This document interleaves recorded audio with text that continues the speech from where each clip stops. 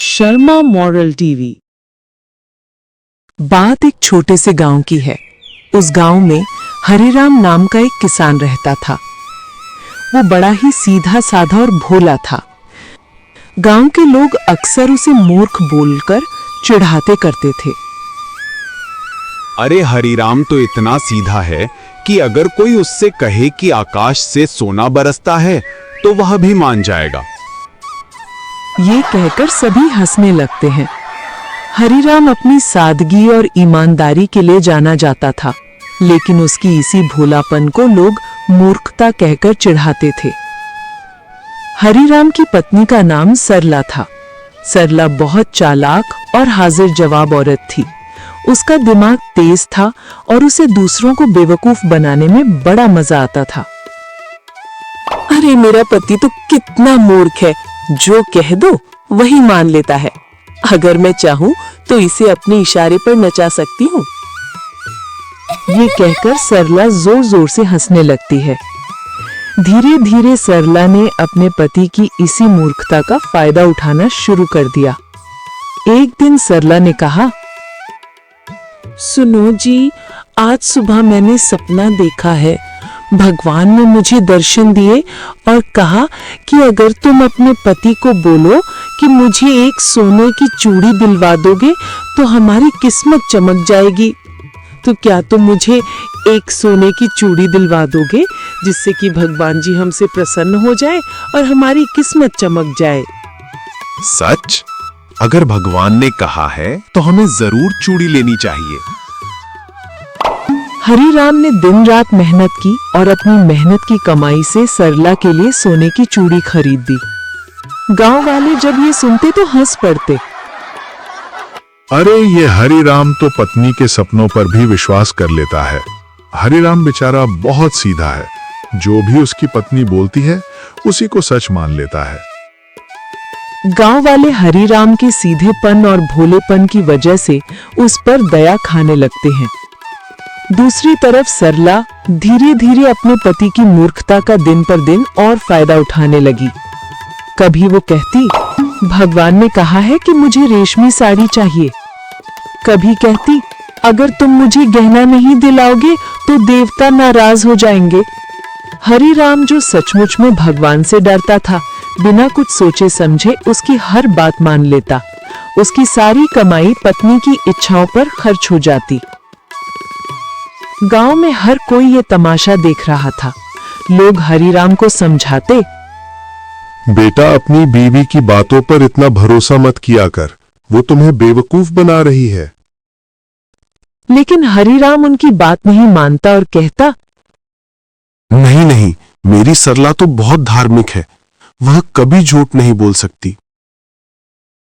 सरला का लालच दिन पर दिन बढ़ता ही जा रहा था। एक दिन सरला के मन में और भी बड़ा लालच आया। उसने सोचा, अब तक तो मैंने सोने चांदी के गहने बनवा लिए, क्यों ना इस बार घर और खेत अपने नाम करवा लूं? उसने योजना बनाई और रात को पति से कहा, सुनो जी, आज रात भगवान मेरे सपने में आए। उन्होंने कहा कि अगर तुम सारा खेत और घर मेरे नाम कर दोगे तो अगली फसल में दुगुना अनाज होगा और तुम्हारे जीवन में जितनी भी कठिनाई है सभी दूर हो जाएगी। सचमुच? अगर भगवान ने कहा है तो हमें ऐसा ही करना चाहिए। उसी समय हरिराम का एक पड़ोसी उनकी झोपड़ी के बाहर से निकल रहा था। हरिराम और सरला की सारी बात उसने सुन ली। वो जानता था कि सरला झूठ बोल रही है। उसने सोचा कि इस भोले हरि को उसकी पत्नी की सच्चाई कैसे बताई जाए। मुझे कुछ तो करना ही होगा, अब तो हद हो गई है। अगले दिन उसने गांव के पंच और कुछ समझदार लोगों को बुलाया और सारी बात बताई। पंचों ने एक योजना बनाई। हम सरला की चालाकी सबके सामने उजागर करेंगे, तभी हरिराम को सच्चाई समझ आएगी। अगले दिन पंचायत बैठी।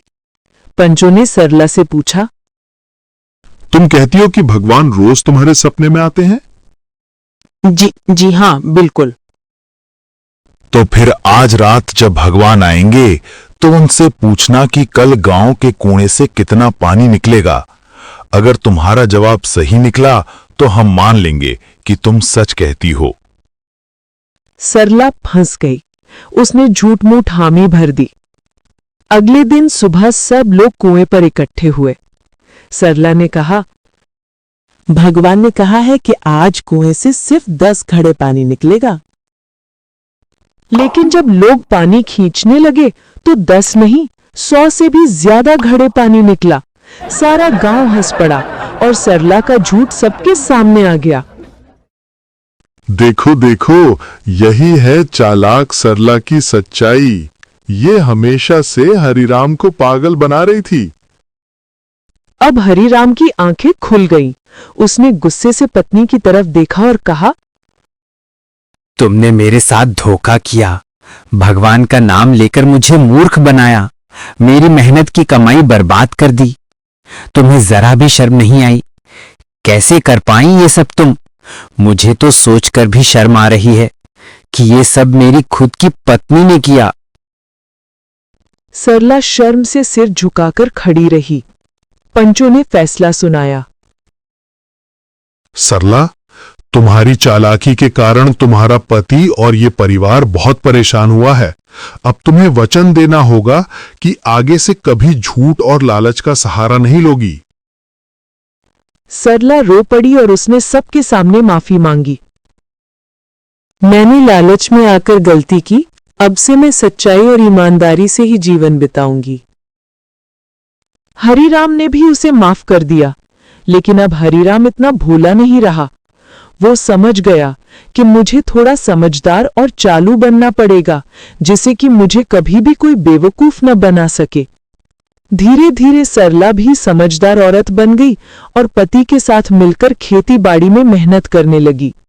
कहानी का संदेश ये है, मूर्खता इंसान को बर्बादी की ओर ले जाती है और चालाकी अगर गलत दिशा में हो तो वो ज्यादा देर टिक नहीं सकती। सच्चाई और ईमानदारी ही सबसे बड़ा धर्म है।